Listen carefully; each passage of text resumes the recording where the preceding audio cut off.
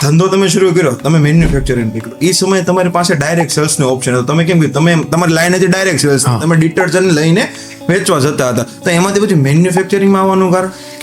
ડિટર્જન્ટનો business પછી છે ને બહુ એટલું બધું હાલ્યો નહીં, અને અમે એવી પોઝિશન ઉપર હતા, હું એન્જિનિયર બની ગયો, અને આપણા કહેવાય લગ્ન કરવાનો સમય, માર્કેટમાં મૂકવાનો સમય હતો, એટલે હું નોકરી લાગી ગયો ગ્લેનમાર્ક ફાર્માસ્યુટિકલમાં. બરોબર, મતલબ તમે પેલા જોબ કરેલી છે? હા, જોબ કરી, 6 મહિના જોબ કરી, પણ 6 મહિના જોબ કરીને સેટિસ્ફેક્શન નહોતું, કારણ કે આપણા વિઝન ત્યાં પૂરા થાય એમ હતા નહીં. મારા વિઝન જે હતા, મેં જોયેલા સપનાઓ હતા એ ત્યાંથી પૂરા થયા એવા હતા નહીં. એટલે એક દિવસ નાઇટ શિફ્ટ કરીને આવ્યો અને વિચાર આવ્યો કે હવે આ નથી કરવું.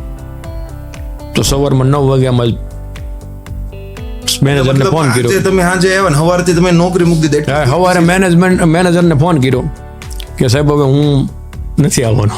નહીં, આ કોન્ફિડન્સ લાવો ને, એ જ એક મેઇન વાત છે. હા, એટલે એ કે કુદરતનો મેસેજ હતો. કુદરત કાંઈક એવું બોલાવવા માંગતી, કુદરત મારી પાસે એવું કરાવવા માંગતી ને એટલે આ થયું.